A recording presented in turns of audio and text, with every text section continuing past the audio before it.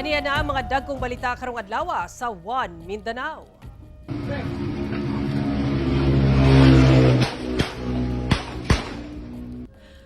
Tulo ka mga gituuhang carnapper. Patay human nakigpinusilay matud pa sa mga pulis atol sa hot pursuit operation sa Midsayap, Cotabato.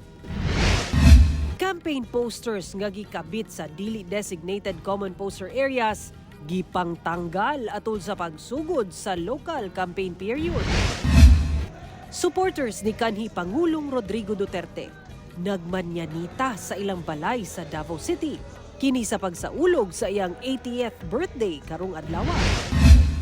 Supporters dagsa na sab alang sa peace rally atol sa adlaw na tawhan ni FPRRD sa tibuok kalibutan.